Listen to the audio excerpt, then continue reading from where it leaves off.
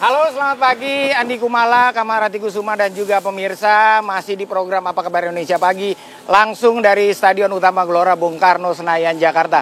Di mana pada pagi hari ini kita akan membahas terkait jelang laga ke-6 Grup C, round ketiga kualifikasi Piala Dunia 2026. Di mana malam nanti skuad Garuda atau Timnas Indonesia akan menjamu Elang Hijau Arab Saudi yang akan berlangsung tepat pukul 7 waktu Indonesia bagian Barat. Lupakan kekalahan 0-4 atas Jepang, tentunya kita harus mengembalikan kepercayaan diri, motivasi dengan spirit yang tinggi. Tentunya kita semoga bisa meraih kemenangan perdana di hadapan pendukung sendiri malam nanti. Dan tentunya untuk membahas ini secara lengkap, detail dan mendalam, pada pagi hari ini saya sudah tidak sendiri karena saya sudah ditemani oleh salah satu komentator sepak bola yang sudah tidak asing lagi, yang berasal dari bumi Kawanua. Siapa lagi kalau bukan Bung Roni Pangemanan. Selamat pagi, Bung. Selamat pagi, Bung Gret. Sehat ya, Bung ya? Pagi-pagi kita udah ada di sini. Iya dong. Top banget ini. Iya. Bung Ropan, mungkin bagaimana, Bung? Melihat Timnas Indonesia sendiri hadir di game ke-6 ini dengan kondisi terluka. Kita habis kalah 0-4, tapi itu bukan menjadi alasan. Malam nanti kita harus menang. Bagaimana melihat peluang Timnas kita menghadapi Arab Saudi malam nanti? Iya, saya pikir ketika kita bermain di kandang ya, kalah kita lawan Jepang, tentunya bagi STY ini pertaruhan besar buat dia. Ya kenapa saya bilang pertaruhan, ini menjadi harga mati. Kita harus dapat 3 poin. Karena dengan 3 poin itu akan menghidupkan peluang kita dalam persaingan di grup C ini untuk sampai ke 2025. Karena kita masih ada 4 pertandingan di 2025. Australia, Bahrain di Maret, dan Cina lawan dan juga dengan Jepang di Juni. Jadi itulah pentingnya pertandingan pada malam ini untuk semua pemain fokus untuk bisa mendapatkan poin. Tapi itu kan tidak mudah ya buat saya. Karena Arab juga berbeda dengan luar biasa. Ya. Pergantian pelatih dari Mancini ke Renat itu bagus. Kenapa Arab memilih Renat tidak mengambil pelatih baru misalnya? Karena dia ingin untuk pelatih itu bisa mendapatkan suatu chemistry yang kuat. Karakter yang dia tahu ya, Renat ini kan kita tahu bersama. Di Piala Dunia di Qatar, dia menangani Arab Saudi dan mengalahkan Argentina. Bang Kreb ya. Sehingga dia bisa mendapatkan pemain-pemain pilihan yang dia inginkan, dan itu yang dia ambil untuk menghadapi Australia, dan mereka tampil bagus melawan Australia ya, luar biasa, bisa unggul dalam ball position lawan Australia, sangat baik, bahkan hampir menang. Kalau tidak ada VAR yang menganulir gol di menit 93 dari Sultan Al-Ghanam waktu itu, dan akhirnya mereka bisa menerima dengan hasil imbang. Jadi mereka datang ke sini juga, mereka ingin menang. Karena bagi Arab, mereka menang dengan 3 poin, itu akan menghidupkan juga, mereka langsung lolos bersama dengan Jepang. Karena mereka tahu Jepang udah pasti lolos. Tinggal perebutan tempat kedua bersama dengan Australia yang mereka kejar. Jadi mereka mendapatkan hasil yang luar biasa lawan Australia, karena Australia akan ke kandang mereka. Makanya mereka datang ke Jakarta harus bisa menang, bukan cuma kita. Mereka perlu menang, jadi harus hati-hati bagi STY. Jadi pasti ketat lah malam ini pertandingan. Pasti ketat, ya. Dan mungkin yang sepeninggal Mancini sendiri, Arab juga terbukti bermain lebih agresif ya, lebih agresif, terbukti mereka main imbang kan pada saat Australia. Mungkin kira-kira apa yang harus dilakukan STY menghadapi Arab yang sekarang di bawah pelatih si Renard ini? Semoga STY melihat ya apa yang dimainkan oleh Arab menghadapi Australia. Mereka bermain dengan 4-1-4-1. Dan ada beberapa pemain yang tidak dimainkan ketika kita bermain imbang 1-1 dengan Arab di Jeddah, yang dibawa oleh Renard. Misalnya Faisal Al-Qadim ya. Jadi dia bermain di tengah sebagai poros dia. Ini sangat bagus permainan dia.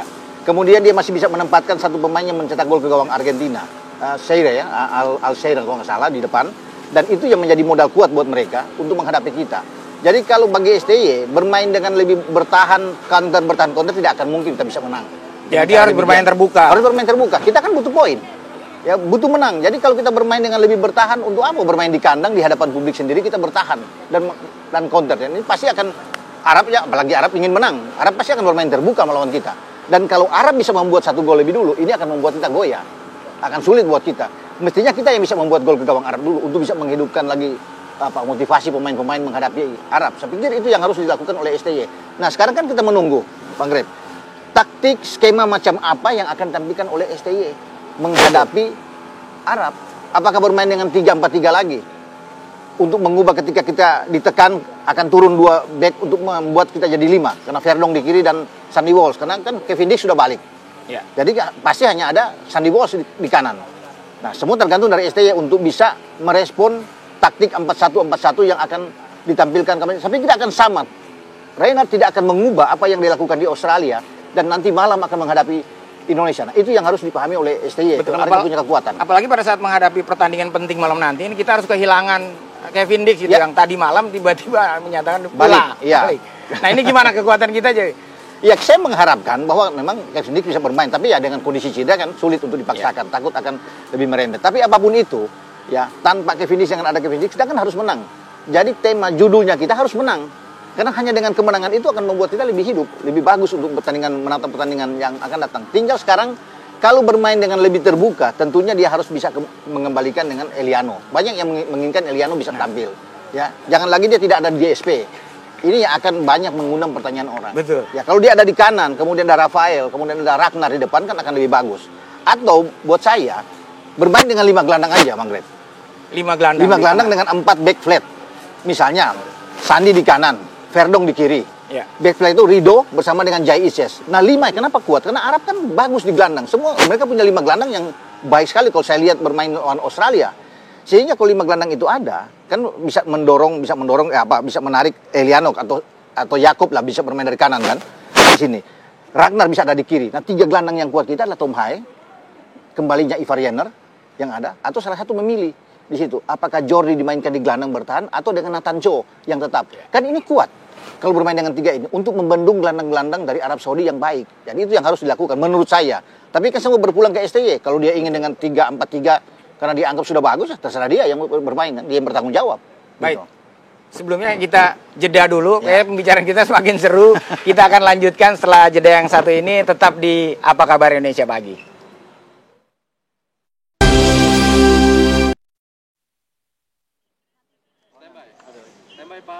Ya Mirsa, masih di program Apa Kabar Indonesia Pagi, langsung dari Stadion Utama Gelora Bung Karno Senayan. Dan sebelum kita lanjutkan bincang-bincang kita bersama pengamat sepak bola, kayaknya kurang lengkap kalau kita tidak tanyakan pada pagi hari ini kepada fans Timnas Indonesia yang sedang olahraga pagi di Stadion Utama Gelora Bung Karno pada pagi hari ini. Halo, selamat pagi Pak. Selamat pagi. Dengan siapa? Lutfi. Lutfi. Ya. Pak lagi olahraga nih Pak ya? Betul, lagi olahraga. Pak, bagaimana Pak melihat malam nanti Timnas Indonesia akan menghadapi Arab Saudi? Bagaimana melihat peluang Timnas Indonesia sendiri untuk meraih kemenangan di kandang sendiri? Ya, kalau bicara peluang sih, peluang pasti ada ya. Tapi kalau menurut saya, ini pertandingan yang sangat menentukan untuk membuka harapan Indonesia bisa tetap berbicara untuk bisa ikut ke Piala Dunia atau minimal putaran ke berikutnya nanti ya, peringkat 4. Jadi melawan Saudi Arabia ini kalau menurut saya tiada kata lain kita harus mengambil 3 poin. Ya, karena dengan harapan yang paling memungkinkan kalau menurut saya lawan Saudi Arabia, kemudian nanti kita lawan Bahrain dan lawan Cina.